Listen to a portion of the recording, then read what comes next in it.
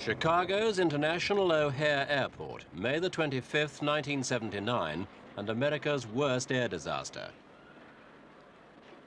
All 273 people aboard an American DC-10 airliner died when the plane crashed shortly after takeoff. It lost its port engine, and after climbing out of control for a few crazy seconds, it plunged back to the ground, exploding in flames. There was no chance of anyone surviving.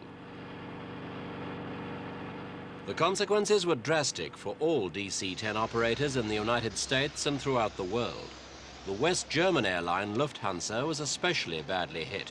It flies 11 DC-10s, more than any other non-American airline. As a consequence of the Chicago disaster, the American Federal Aviation Authorities, and also the manufacturers McDonnell Douglas, ordered the grounding of all DC-10s in the country. The plane's airworthiness certificate was withdrawn, and almost all other countries followed suit. Some 274 DC-10s operating around the world were affected, and worried officials began to assess the implications. One thing was immediately clear. With the DC-10s back in the hangars, many passengers would be unable to fly. The other available aircraft just could not cope.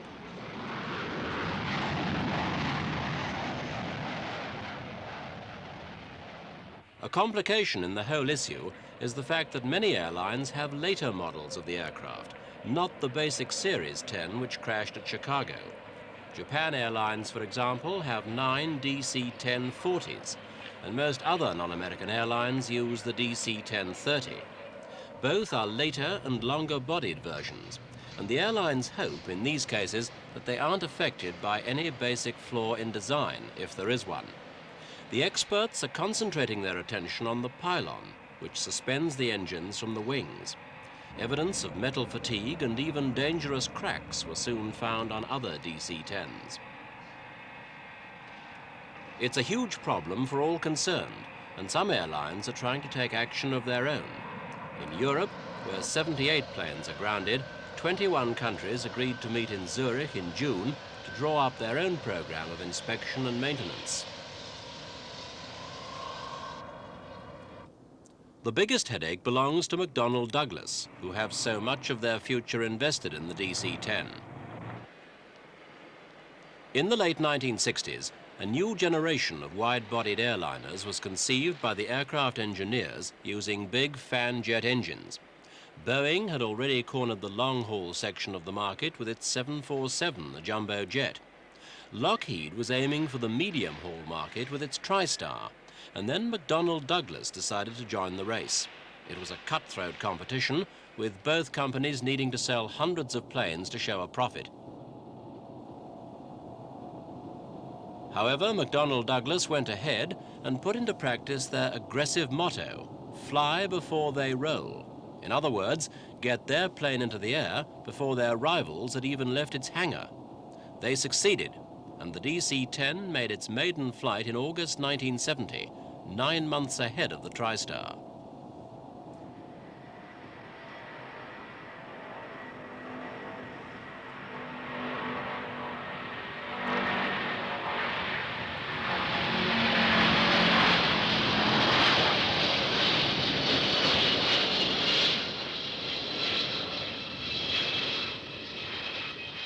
In July 1971, the first 2 models were delivered to 2 American commercial airlines, and the aircraft made its first scheduled passenger flight the following month between Los Angeles and Chicago.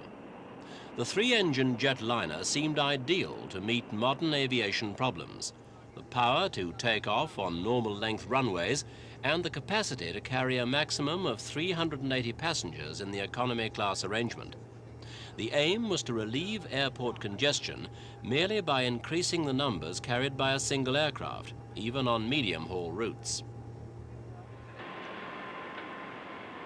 The DC-10 proceeded to establish itself as a successful model both in the domestic and international markets. The millions of dollars invested in it appeared safe. There were early signs, however, that the safety of the plane itself might be less than perfect. In June 1972, this American Airlines DC-10 lost a rear cargo door over Ontario in Canada. The passenger cabin floor collapsed after the sudden loss in pressure, severing most of the hydraulic control cables. Only the fact that the aircraft was lightly loaded, combined with the skill of the pilot, enabled the plane to land safely with the 67 people aboard.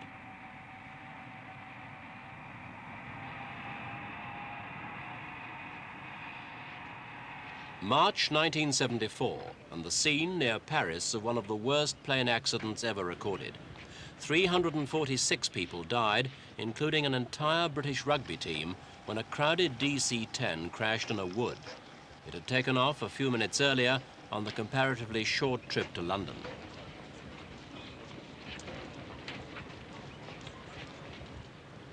The Turkish Airlines plane was also found to have lost its rear cargo door, just like the one in Ontario nearly 2 years previously. Again, the cabin floor collapsed, severing control cables, but this time the consequences were horrific. There were no survivors, and the giant plane was reduced to charred and twisted metal.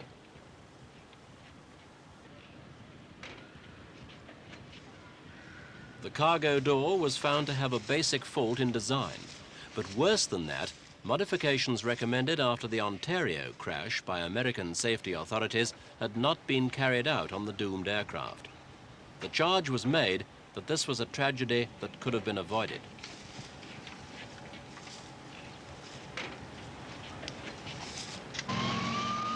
November 1975 at New York's Kennedy Airport. A DC-10's engine blew up during preparations for takeoff, apparently after hitting a flock of birds. The pilot managed to pull up before the end of the runway, but again, vital controls were lost. Hydraulic failure robbed the plane of 50% of its brake power, and the undercarriage collapsed. Fortunately, all the passengers were airline employees, well versed in escape drill, and no lives were lost.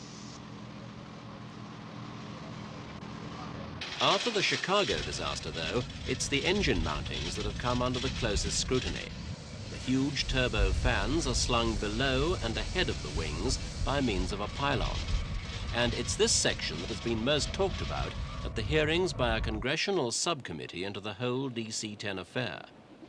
As a government body, it's the FAA, the Federal Aviation Administration, that's having to answer questions why it didn't act earlier over safety aspects of the plane.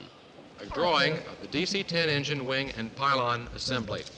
This is the engine out here, very large and heavy mass. This is the wing at this point, and this structure that goes from here to here is the pylon. It is the arm. Witnesses also produced photographic evidence of stress cracks in the engine mountings. Upward, under the pylon, this is viewing this flange that is bent downward. Clearly visible is a significant crack along here, along this radius, where the strength member comes here, the flange comes out.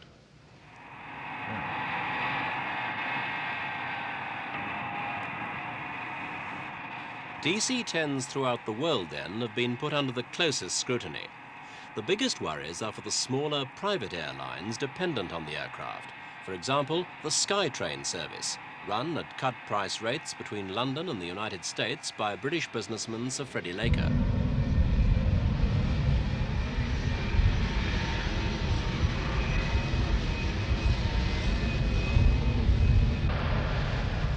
Laker Airways use 6 DC-10s, and they are all the earlier Model 10.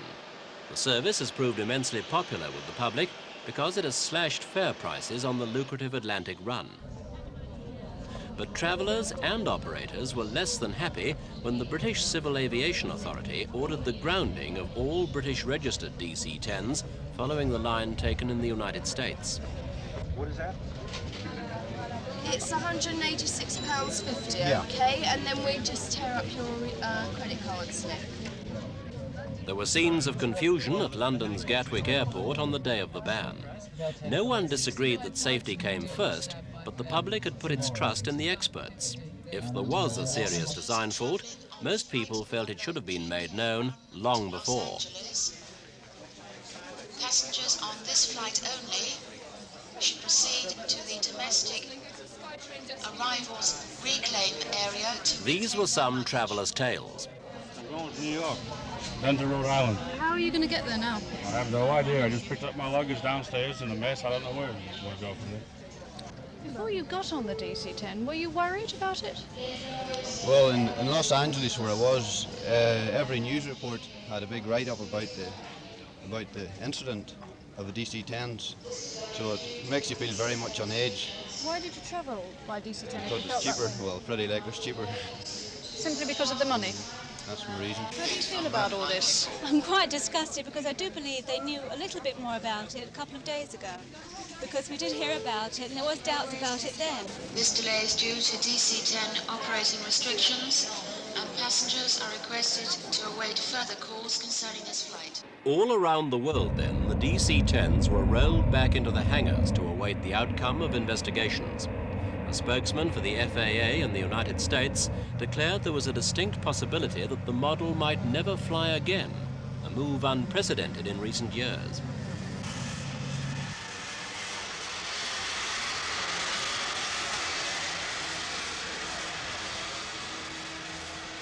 The story was the same everywhere. Once the alleged trouble area had been pinpointed, all models were called in and examined for possible defects.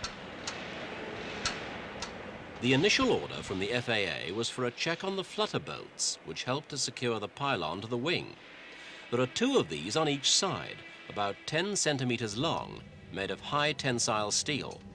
They are carefully checked against the maintenance manuals, and every aircraft gets the same treatment. The checks are thorough, but could the safety of such a huge aircraft really depend on such a small component? Many people doubted it at the time, and generally the tests on the bolts proved inconclusive. Cynics said the bolt affair bore all the marks of a public relations exercise. Each bolt costs a mere $40 and is the size of a man's finger, making an easy story for the media along the lines of the old fable, "For want of a nail, a kingdom was lost." The aircraft industry, it was felt, would prefer to condemn an easily replaced component rather than admit to any large and basic deficiency. These fears were only strengthened by the FAA's eventual order to ground the DC-10s because of serious metal fatigue.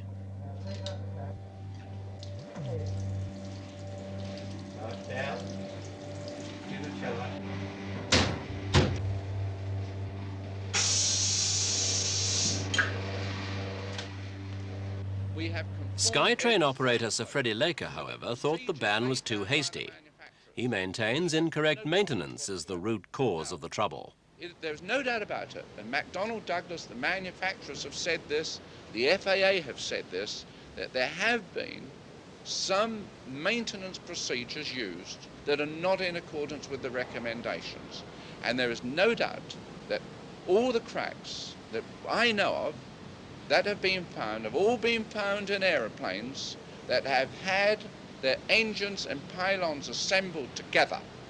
In other words, and what is more, I gather that most of them, not all, but most of them, have been assembled together by means of using a forklift truck. We all say that the fault in the DC-10 was created on the ground and was not created in the air at all.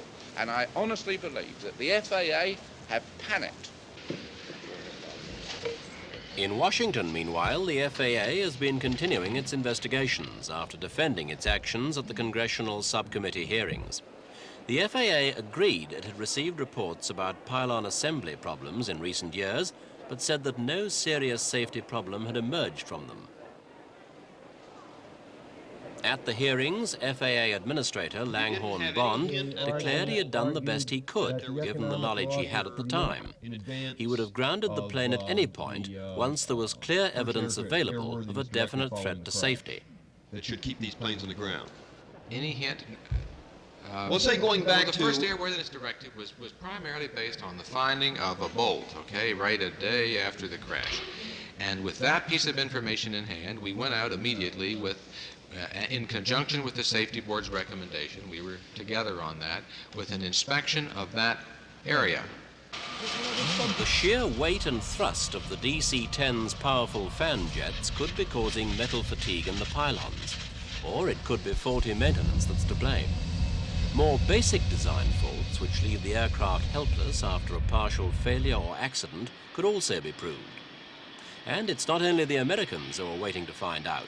Operators and passengers around the world are wondering whether the sight of a climbing DC-10 will be as common in the future, or whether it will ever be seen again